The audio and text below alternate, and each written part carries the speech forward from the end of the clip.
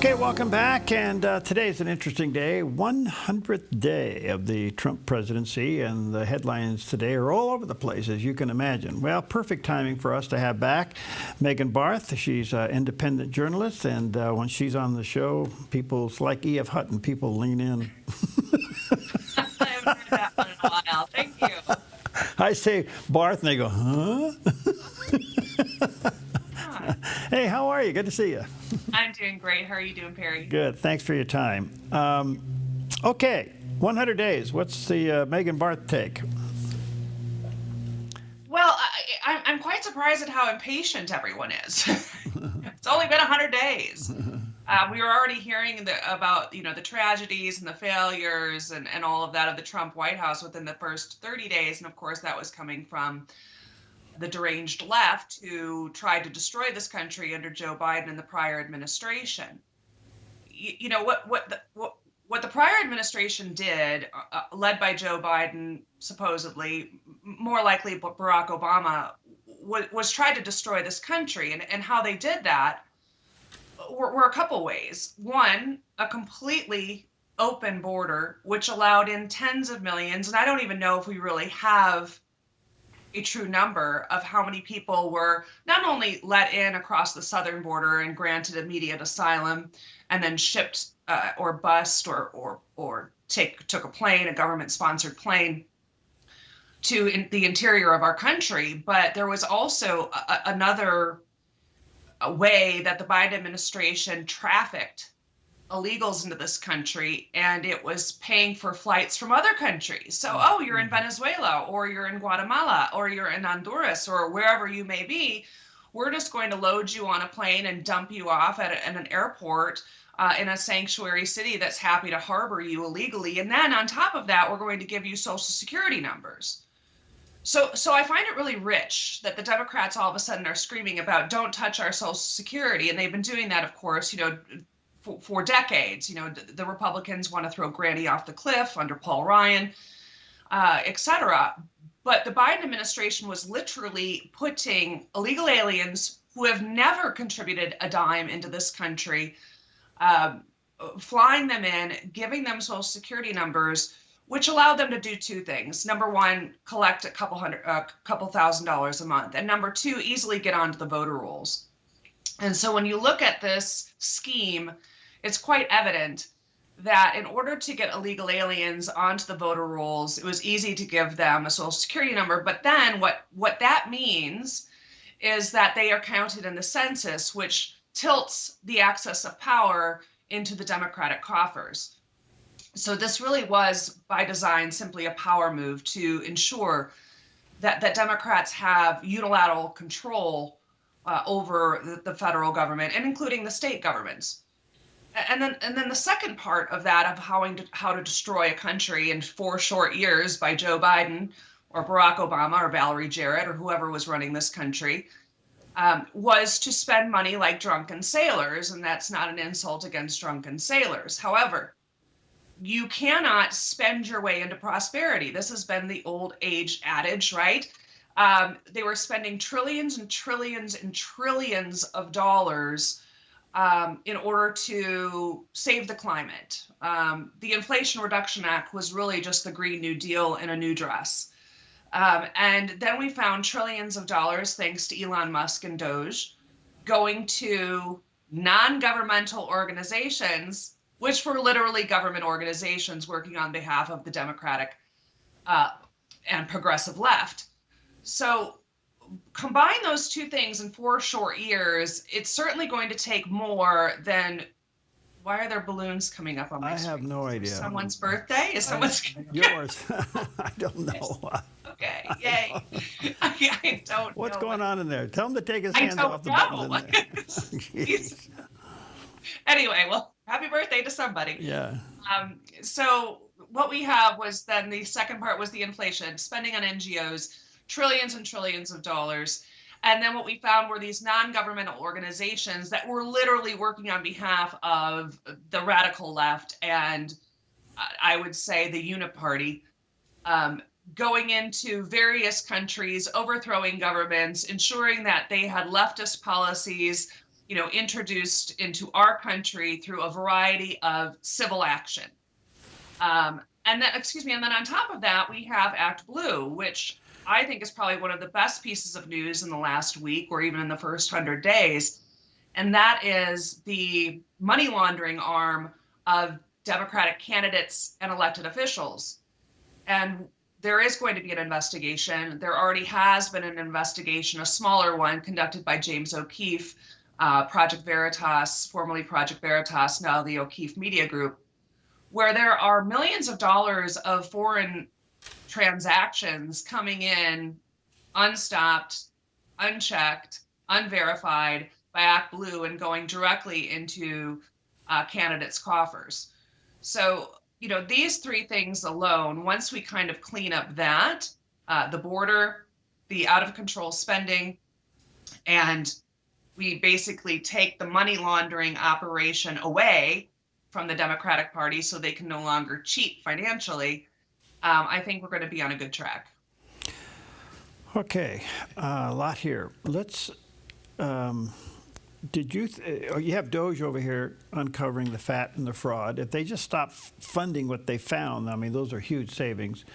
The other part of it is, we obviously weren't aware of how stacked and biased, and if I can even use the word corrupt, the judiciary has become in our country. They threw everything at President Trump before he was elected. He gets elected, and they're still throwing legal bumps at him.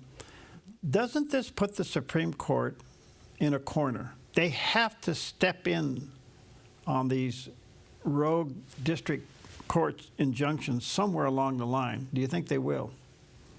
I think what you said is absolutely correct. They're going to have to, because if they don't, we do have a constitutional crisis on our hands where, a judge in New York can determine national security policy under, that is granted to the president under Article 2 powers. They have overstepped their bounds. They are an unelected arm of the judiciary, and they are local. They are regional. The Supreme Court's going to have to step in, and it will be very interesting to see how the Supreme Court rules. There wasn't a question yesterday at the White House press conference led by D.T. Drano. He's a social kind of media influencer. He's got over 7 million followers. And he asked about the suspension of habeas corpus in order to get around as a loophole to these rogue orders from federal judges.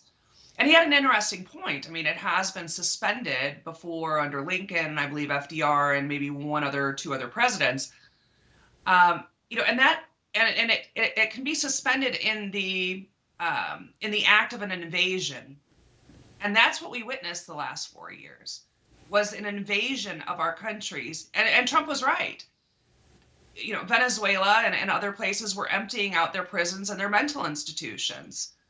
And they were bringing their MS-13 gang members here. And I really hope that the Democrats keep championing MS-13 gang members. I really hope they become the party of MS-13.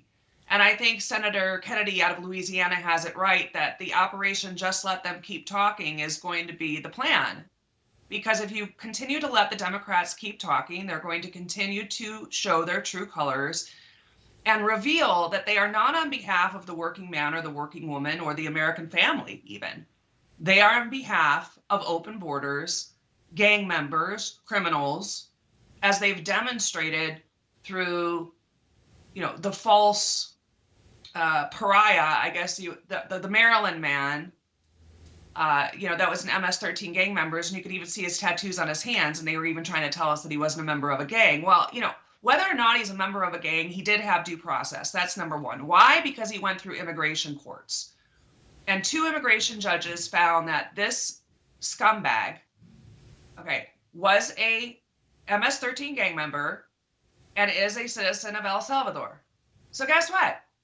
He broke our federal law by crossing our border illegally, and he broke our local laws by human trafficking. He was arrested for human trafficking. He was arrested for drugs. He was arrested for this, that, and the other. And we don't want immigrants, specifically, we don't want illegal immigrants, specifically, But we don't want immigrants that are going to come to our country and destroy our communities. When you look back at Ellis Island, you know, people say, oh, we're a nation of immigrants. Oh, we're a nation. Yeah, we're a nation of legal immigrants. That's the point.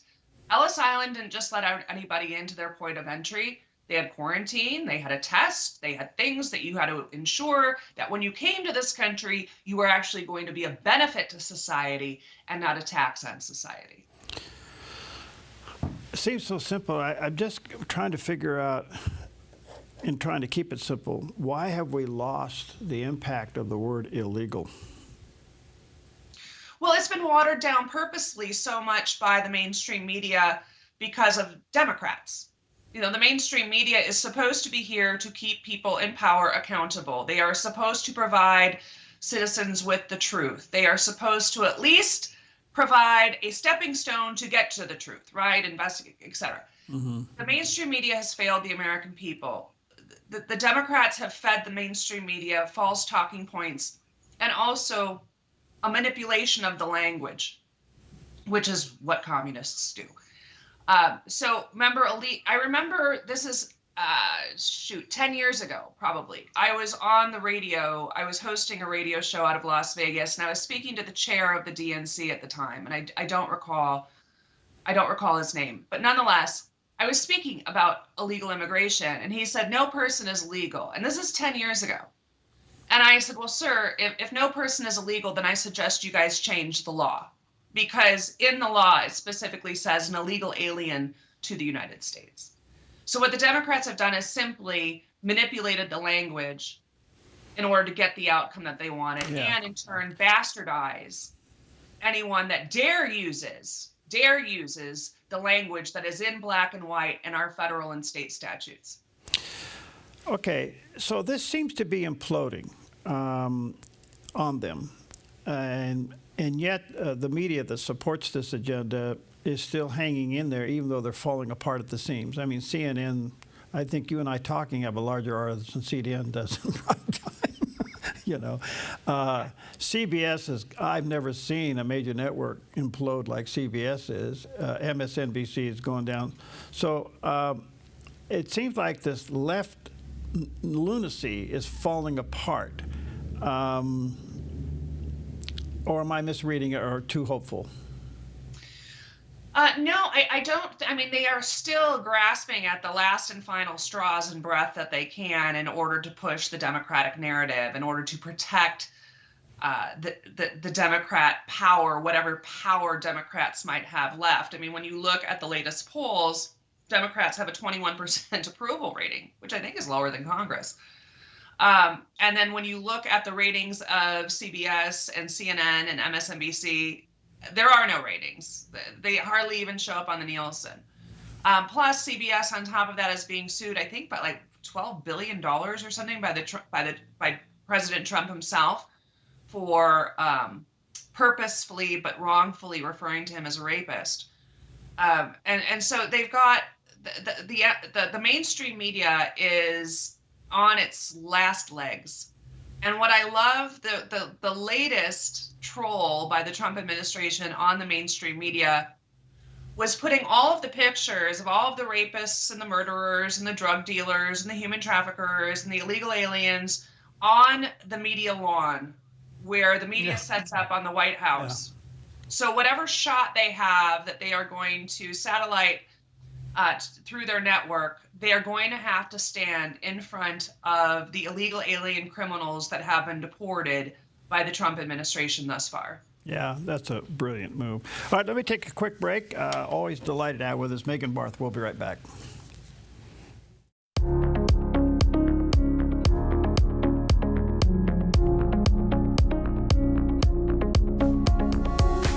Okay, welcome back. Always a delight to have Megan Barth with us. She's an independent journalist doing all kinds of things, always spot on, and we're always happy to have her. I'm trying to figure out in my mind, Megan, trying to be objective to all of this, but it just seems like to me something major has happened under our nose here with the decline of the Democrats going down to a 21% approval rating. They can't seem to find a direction. They can't seem to find an issue. 87% still want to go after Garcia in El Salvador and bring him back, which is just crazy. They're getting made fun of by their own on late night television. Newsom's running around saying we've lost our cause. I mean, they seem to be a cult without a leader. Yeah. Where's Nancy Pelosi when you need her? Well, it's an amazing thing to have happen. I mean, I think it was Nancy Pelosi, Schiff, and one other person from San Francisco got together and said, well, we need to move to the middle now in order to win elections, which tells me, obviously, they'll do anything to stay in power because they really don't believe it. But I guess, can they recover? They don't have a leader. They don't have a message. They got nothing going on. They even got a fight going on with their vice chair there at the National Committee. It seems just crazy. Yeah, David Hogg. You know, that's a great point. And Nancy Pelosi said something, and I usually listen to what she says because, you know, she's been around for quite some time. And she says, just wait 6 months. Give us 6 months. We're going to regroup, and in 6 months, we'll be back. So perhaps sometime in June, July, August, you know, we're going to see a new, improved, less progressive, maybe, Democratic Party, or we're going to see a hardline leftist Democratic Party led by AOC and Bernie Sanders. You know, they're thinking, well, you know, we imported enough serfs. We human trafficked enough illegal alien serfs that we can manipulate the voter rolls, we can manipulate the elections, we can get enough votes to usher in socialism at the ballot box instead of through open borders and economic policy.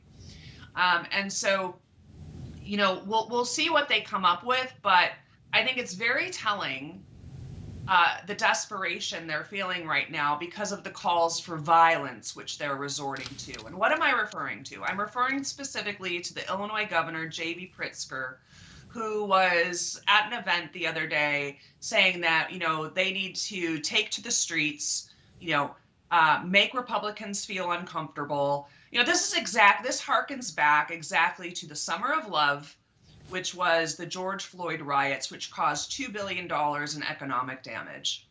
I will guarantee you, because the left has not changed their spots, they have not changed their belief system overnight. They are going to double down on violence because that's who they are. That's the only way they believe they can win elections, or at least create enough fear to prevent people from even showing their true colors, right? Like the red hat now is going to become once again and resurrected as the sign of the white supremacist, despite the fact that Trump received the most votes from the African American community, as well as Hispanic males. Nearly 50% of Hispanic males voted for Trump. So the Democrats have lost, and what this tells you is that the Democrats have lost their base. They were reliant on those demographics in order to win elections, the Black vote specifically and the Hispanic vote specifically. And then the women's vote, you know, I can't speak for those women that continue to vote Democrat. They're usually single issue voters, and they don't pay any attention to the economy or reality, quite frankly. So in the meantime, Chuck Schumer is losing ratings like crazy. So in order to save them, he's waving the flag of impeachment again. That's nothing more than a political move, maybe to get his base back. But AOC could be a real threat for him in a primary. I mean, this is big, major stuff on the left. Right. You know. Yeah, well, it's like, well, who can be more commie, right? Like, they're like fighting, not who can be more patriotic, who can be more capitalist, who can be more American, who can be more pro-American worker. They're actually fighting over who can be more commie. And maybe, you know, what we're going to see, we're going to, you know, kind of hold our finger to the wind and see if we can knock off a couple of, you know, the old guard like Schumer with the likes of the absolutely mentally incompetent AOC. But like I said, I don't want to get it in the way. Like, I'm certainly not going to tell them how to win an election. The other thing is they're using vulgarity to speak to the common man. Yeah, have you noticed that, Perry? And I've noticed it on both sides a little bit too, but more so on the left. You know, why have we reduced ourselves to vulgarity in order to get a point across? I mean, it's just the bottom of the barrel, and unfortunately, I think it's a reflection of Western civilization. Unfortunately. Yeah. A couple of the quick questions. Looks like Canada's stuck with, their prime minister, the globalist. Buena suerte. So he wants to meet with Trump. What does Trump do now? What Trump needs to do is focus on the security of the border, the northern border when it comes to Canada. Now that you have an absolute leftist globalist, good luck, Canada. I mean, are they ever going to learn? They are going to be looted and invaded under this new prime minister or president's watch, and that in return impacts us.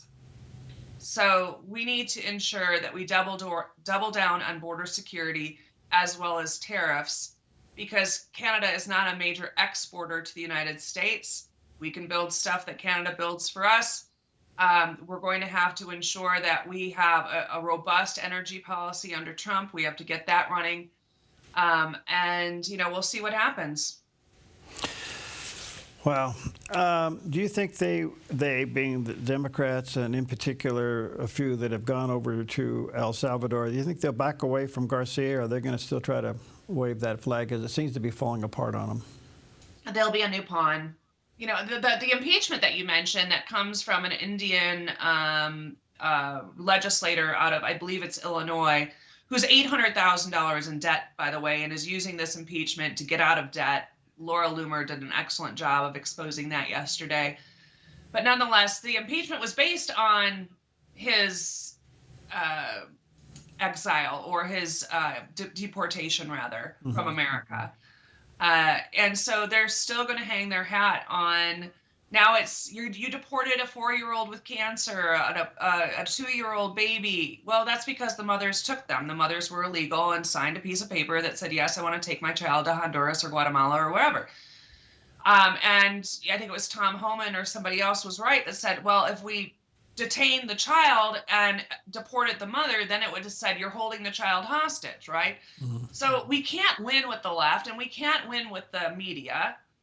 So let's just keep doing what we're doing and let them, again, keep talking and defend the indefensible. Do you think the president will get the birth baby issue turned over? Well, that's going to be another Supreme Court decision.